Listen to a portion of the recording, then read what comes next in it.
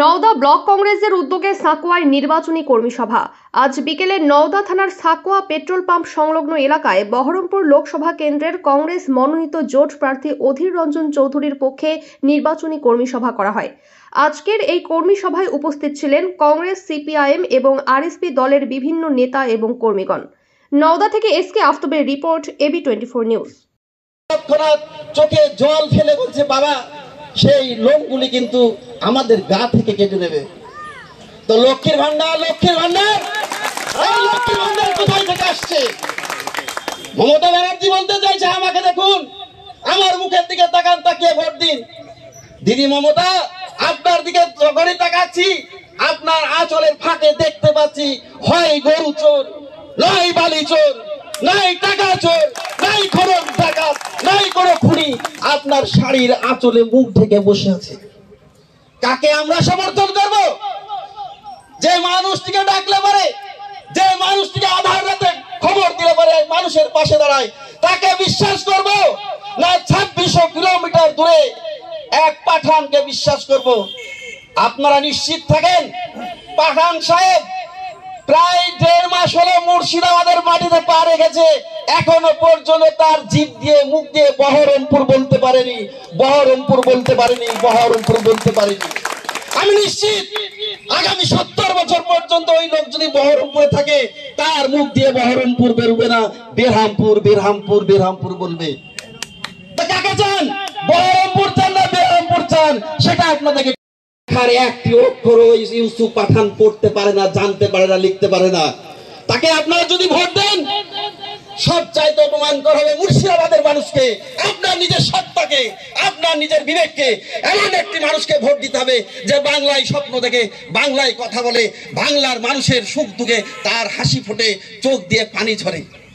ইউসুফ পাঠান একজন খেলোয়াড়, আমাদের অধীর চৌধুরী খেলোয়াড় নন। যদি ক্রিকেট মাঠের খেলা হতো, অধীর চৌধুরীকে আমরা নামাতাম না। উনি খেলার পক্ষে অবশ্যই উপযুক্ত নয়।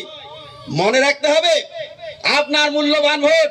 অনেকেই বলছেন কটা ভোট আছে, মনে রাখবেন আপনার কাছে যে একটি ভোট আছে, অধীর চৌধুরীর কাছে একটি ভোট আছে, ইউসুফ পাঠানের কাছেও একটি ভোট আছে। আপনি আপনার ভোট ইউসুফ পাঠানকে দিবেন। আপনি প্রশ্ন করবেন না, দাদা ইউসুফ আপনি কাকে ভোট দেবেন? কোথায় দেবে? তার ভোট কে পাবে? প্রশ্ন করুন। প্রশ্ন করার সময় এসেছে নওদার মানুষের। ভোট বিক্রি করা যাবে না। এই ভোট গচ্ছিত ভাবে তার কাছে যাবে, কর্পোরেট সংস্থার কাছে যাবে, তার বিরুদ্ধে প্রতিবাদ করতে হবে। মনে রাখবেন, আম্বানির ছেলের কিছুদিন আগে বিয়ে হলো, বড় বড় ক্রিকেটাররা, বড় বড় স্টাররা সেখানে কিন্তু রান্নার খাবার তাদের পরিবেশন করছে। যদি মনে করে থাকেন ওরা রান্না বান্না করে খাওয়াচ্ছে, ভুল হবে। সব টাকার জন্য করছে। শাহরুখ খান, সলমান খান সব ভাত, রুটি, তরকারি হাতে হাতে করে দিচ্ছে। ভাববেন না যে ভালোবেসে দিচ্ছে। কোটি কোটি টাকা নেয়, তারপর পুরো বিয়ে বাড়িতে যায়, অনুষ্ঠান বাড়িতে যায়। ইউসুফ ভাই কিন্তু এই মুর্শিদাবাদের বুকে, এই নওদার বুকে, এই বহরমপুরের বুকে ভাববেন না ভালোবেসে এসেছে।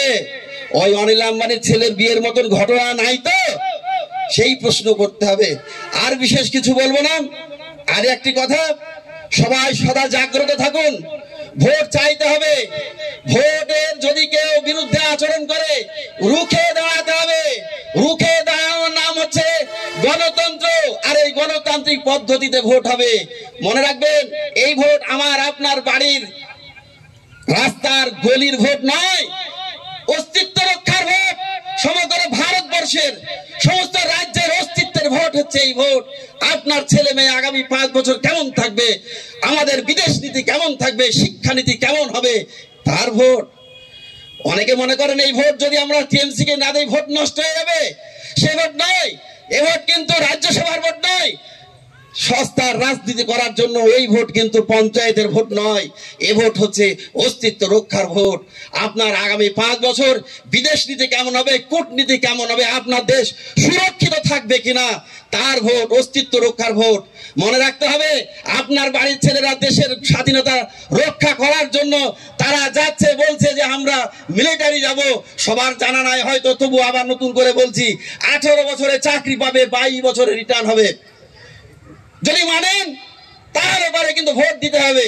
আর যদি না মানেন তার প্রতিবাদ করেন। একটি ভাই 18 বছরের ছেলে 22 বছরে কোনোদিন রিটায়ার করতে পারে না, তার প্রতিবাদ যদি করতে হয় চলুন আমরা অধীর চৌধুরীকে ভোট দিই, তার হাতকে মজবুত করি। সোনিয়া গান্ধী জিন্দাবাদ, অধীর চৌধুরী জিন্দাবাদ, রাহুল গান্ধী জিন্দাবাদ, বাম ঐক্য জিন্দাবাদ। আর্থিক লেনদেনের নির্ভরযোগ্য প্রতিষ্ঠান চাঁদপুর সমবায় কৃষি উন্নয়ন সমিতি লিমিটেড, ঠিকানা চাঁদপুর নওদা মুর্শিদাবাদ। এখানে savings account, recurring deposit, fixed deposit, MIS, double scheme, জল প্রকল্প এছাড়াও সরকারি বিভিন্ন প্রকল্পের টাকা লেনদেন করা হয়। সমস্ত রকমের চেক ভাঙানোর সুব্যবস্থা আছে। সম্পূর্ণরূপে কম্পিউটার দ্বারা পরিচালিত। সর্বদা সঠিক সময়ে পরিষেবা দেওয়াই আমাদের লক্ষ্য। সাবস্ক্রাইব করুন AB24 নিউজ চ্যানেলটিকে, অবশ্যই বেল আইকনটিকে প্রেস করুন। সবার আগে তাজা খবরের আপডেট পেতে লাইক করুন, শেয়ার করুন এবং দেখতে থাকুন AB24 নিউজ।